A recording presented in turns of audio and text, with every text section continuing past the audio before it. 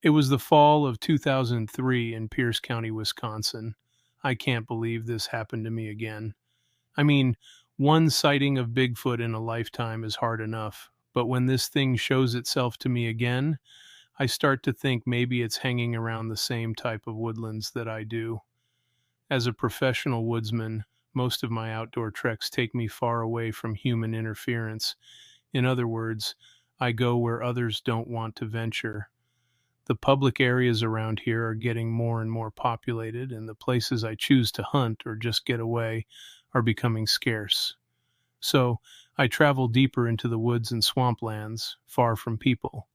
Well, like I said, I've seen this thing again, and this time I was about 3 miles from where I had first spotted the creature during hunting season.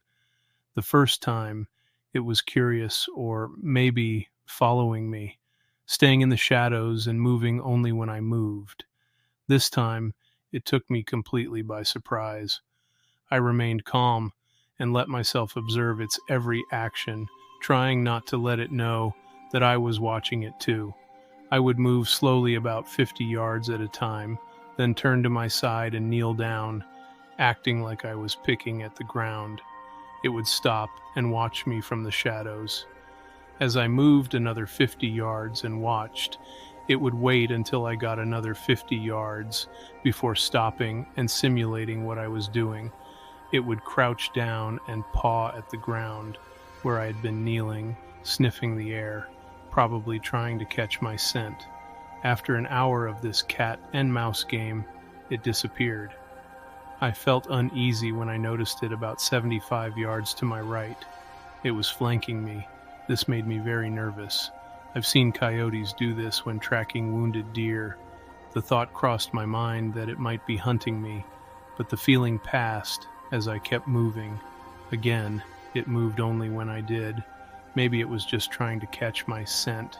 I kept moving in a southeast direction, stopping every 50 yards and acting like I was digging around on the ground. I kept my head down, but I looked up with my eyes, not moving my head. I thought it was gone, but then noticed it behind an uprooted tree root system, peeking through the hole in the roots. It was closer now, about 30 yards away, and unaware that I knew its location. I could make out its eyes and the right half of its face. The eyes seemed to be like those of a white-tailed deer. No white, just dark. I moved on, and after another half hour, I was getting close to the area the loggers had cleared out. It was gone.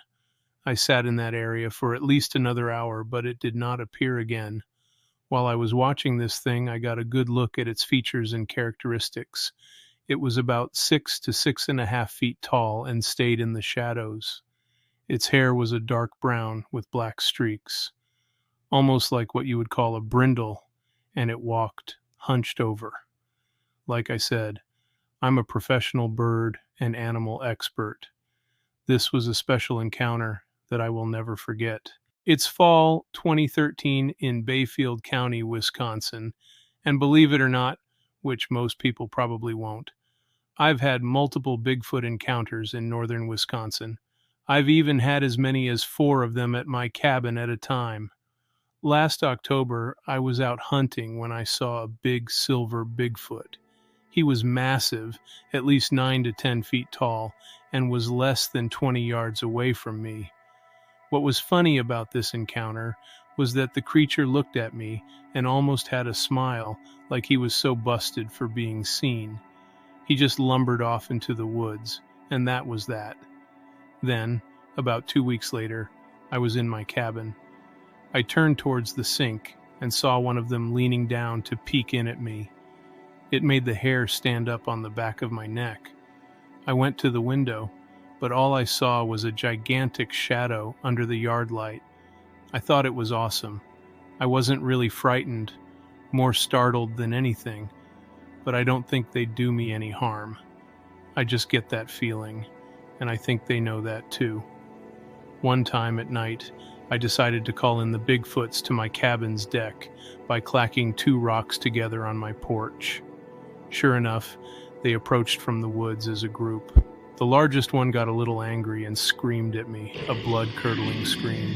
Two of them got within 20 yards, another about 50 yards away, and the last one around 60 yards. I watched them for several minutes until they just dissipated back into a ravine off my property. In the fall of 2011, I saw a Bigfoot under the yard light by my woodshed around 7 p.m. after I heard rough breathing in my yard. And in September of 2012, while bow hunting from my stand, a silver gray Bigfoot emerged from the tree line about 20 yards away. It didn't see me initially, so I got to observe it for several minutes until it left back into the woods. Being 6'3" myself, I estimated the creature to be around 9'6" and weighing over 600 pounds, gauging its height against the nearby trees. On several occasions, while hiking and hunting, I've heard and seen them break branches and tree limbs when I get close. I've heard them whistling back and forth and doing wood knocks. Sometimes at night I hear screams and screeches which are hard to distinguish from wolves, so sometimes I can't be sure if it's them or not. I've had sightings all times of day, early dawn, midday, and dusk. Despite setting up cameras, I haven't gotten any pictures to share. But one time, I actually found a large nest made of sticks on my property. My father, who knows the land very well, has had a lot of experiences too. Apparently, we live in a pretty active Bigfoot habitat, but honestly, it doesn't bother me at all. The summer of 1975 was a memorable one for me. I was just 12 years old, spending time with my brother and two younger nieces near Shady Elms Resort in the town of McCona, Wisconsin. One sunny day, we were all enjoying ourselves at the swing sets, laughter filling the air. There was a lush, wooded area behind us, adding to the natural beauty of the surroundings. Suddenly, something peculiar happened.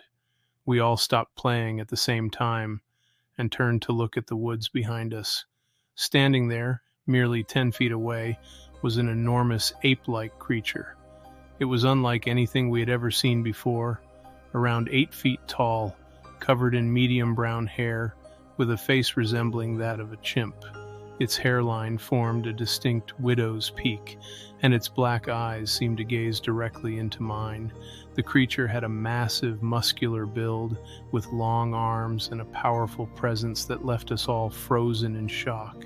In that moment, time seemed to stand still as we locked eyes with this mysterious being. Without warning, we all turned and ran towards the safety of the house, our hearts pounding in our chests. To our surprise, the creature mirrored our actions and fled in the opposite direction, disappearing back into the woods. Breathless and trembling, we burst into the house, trying to make sense of what we had just witnessed. Despite our frantic explanations of encountering a monster, those around us dismissed our story as mere childish imagination. It wasn't until a year later, when my younger brother stumbled upon a book about Bigfoot, that we realized the truth. What we saw that day was indeed a Bigfoot. Reflecting on that eerie encounter, I've often pondered why the creature approached us so closely, seemingly unthreatening and merely curious. Perhaps it was merely observing us, studying our behavior out of a sense of curiosity. That day has stayed etched in my memory, a reminder of the mysterious and unexplained wonders that exist in this world, leaving an indelible mark on my life forever. It was the winter of 2016. My friends Mike, Sarah, and I were students at the University of Wisconsin-Madison. One afternoon, after class, we decided to take a scenic route back to our dorms along North Henry Street, which runs alongside the south side of Lake Mendota. As we were walking, joking around about the usual college stuff, we suddenly saw something that made us stop dead in our tracks. About 100 feet ahead of us, near a clump of bushes and trees, stood this massive creature. It was around 7 to 8 feet tall, covered in dark, shaggy hair. I'd say it was the size of Shaquille O'Neal, but probably 100 pounds heavier. The creature was standing on the shoreline, partially hidden in the brush, and seemed to be foraging for vegetation. As it shifted, it turned its head slowly towards us, and we just froze. I can't emphasize enough how intimidating it was to see something like that. Our first instinct was to run for our lives, but for some reason, we couldn't move. We just stood there for about 20 seconds, staring. Then, the creature made this deep, low-pitched noise, almost like a purr, which gradually turned into a growl. It was the most frightening sound I've ever heard. That was our cue. Without a second thought, we turned and bolted. As we ran, we could hear it moving through the woods, the sound of branches snapping and trees rustling echoing behind us. What stuck with me most were its eyes. They were large, almost glowing red, and they seemed to pierce through the darkness. Even though we skidded past a series of dumpsters near the fraternity houses, we didn't smell anything foul. It was too cold for that. Later, we heard from some other students that two girls had a similar encounter on a nearby trail just a few days before. They described the same thing we saw. While part of me was excited to have experienced something so extraordinary, a bigger part of me was terrified. The Bigfoot didn't seem like it wanted to harm us, but it also clearly wasn't pleased with our presence. Since that winter day in 2016, I haven't seen anything like it again. But that encounter is something I'll never forget.